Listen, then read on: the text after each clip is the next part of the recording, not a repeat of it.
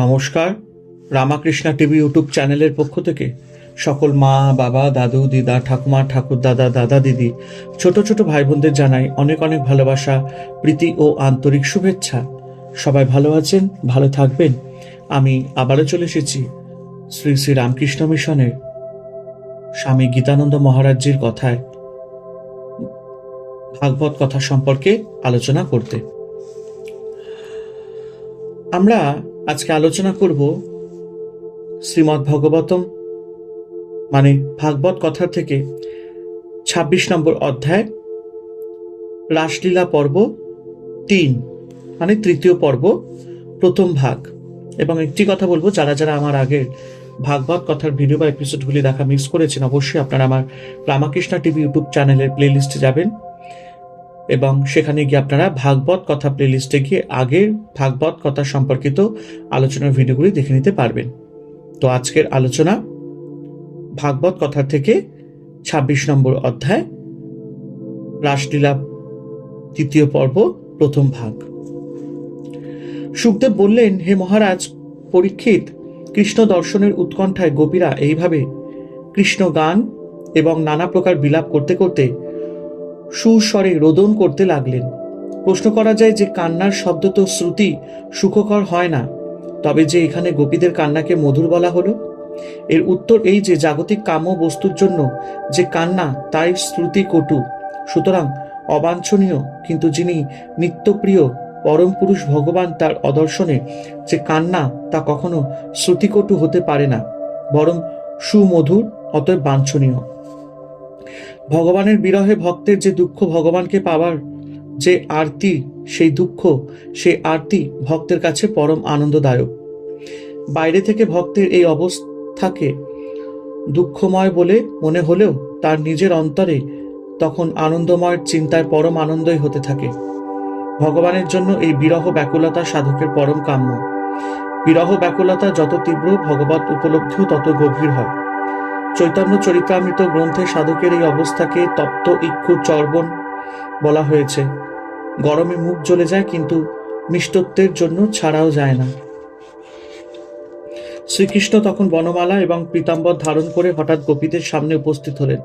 কৃষ্ণকে এখানে বলা হয়েছে সাক্ষান্মন্ম থমন্মথ। মদনদেব সকলেরই মনে মোহ উৎপাদন করে থাকে, কিন্তু শ্রীকৃষ্ণের এই রূপ দেখে মদন নিজেই মোহিত হয়ে গেল। তাই কৃষ্ণ হলেন মদন মোহন। এই মদনমোহন রূপেই কৃষ্ণ গোপীদের সামনে আবির্ভূত হলেন।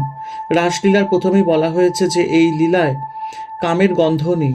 প্রকৃত রাসলীলার সময় হয়েছে, তাই কামদেব যে রূপের কাছে মুগ্ধ হয়ে কাম ভুলে যায়, শ্রীকৃষ্ণ সেই মদনমোহন রূপে রাসমণ্ডলে উপস্থিত হলেন। রাজ্যের ব্যাপার অনাবৃত ব্রহ্মের সাক্ষাৎকার হলেও কামদেবও তন্ময় হয়ে যায়।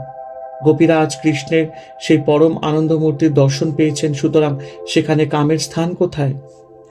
প্রিয়তম কৃষ্ণকে সহসা তাদের সামনে আবির্ভূত দেখে গোপীরা আনন্দে উৎফুল্ল হয়ে সকলে একসঙ্গে উঠে পড়লেন, যেন মৃতদেহ সহসা প্রাণের সঞ্চার হলো। এইবার 5টি শ্লোকে গোপীদের আচরণের কথা বলা হয়েছে। তাদের ব্যবহার থেকে গোপীদের হৃদয় ভাবের কিছুটা আভাস পাওয়া যাবে। রাসমণ্ডলে শত শত কৃষ্ণপ্রিয়া গোপীরা ছিলেন। সকলের কথা তো পৃথক পৃথকভাবে বলা সম্ভব নয়, তাই সুখদেব সংক্ষেপে 7 জন প্রধান গোপীর পরিচয় দিয়েছেন। প্রেমরূপী গোপীদের মধ্যে প্রেমের তারতম্য ছিল। গৌড়ীয় বৈষ্ণব আচার্যেরা প্রেমে 2টি বিভাগ করেছেন, তদীয়তাময় এবং মদীয়তাময়। আমি ভগবানের, সুতরাং আমি ভগবানের অধীন, এই রকম যে ধারণা তাকে তদীয়তাময় প্রেম বলে। ভগবান আমার, সুতরাং তিনি আমার অধীন, এই রকম ভাবের নাম মদীয়তাময় প্রেম। গোস্বামী প্রভুপাদেরা ঠিক করেছেন যে মদীয়তাময় প্রেমই শ্রেষ্ঠ। কৃষ্ণকে দেখে কোনো গোপী আনন্দে যুক্ত করে তার কর ধারণ করলেন। বিনয় ও নম্রতার অভাব দেখিয়ে ইনি তদীয়তাময় প্রেমের পরিচয় দিলেন। গোস্বামী প্রভুপাদেরা সিদ্ধান্ত করেছেন ইনি চন্দ্রাবলী। কোন গোপী কৃষ্ণের চন্দন চর্চিত বাহু নিজের স্কন্ধদেশে স্থাপন করলেন। এর মধ্যে তদীয়তাময় ও মদীয়তাময় দুই ভাবেরই মিশ্রণ রয়েছে। ইনি শ্যামলা। কোন গোপী অঞ্জলি পুটে কৃষ্ণের চর্বিত তাম্বুল গ্রহণ করলেন। ইনি শৈবা। অপর একজন সন্তপ্ত গোপী নিজের বুকে শ্রীকৃষ্ণের চরণ ধারণ করলেন। ইনি পদ্মা। অপর একজন গোপী প্রণয় কোপে অধীর হয়ে দাঁত দিয়ে অধর দংশন করে তীব্র কটাক্ষ করে যেন কৃষ্ণকে তাড়না করতে লাগলেন। ইনি সর্বগোপী শ্রেষ্ঠ শ্রী রাধিকা। এর পূর্ণ মদীয়তাময় ভাব, এর বিশ্বাস কৃষ্ণ আমার, আমি কৃষ্ণের নই।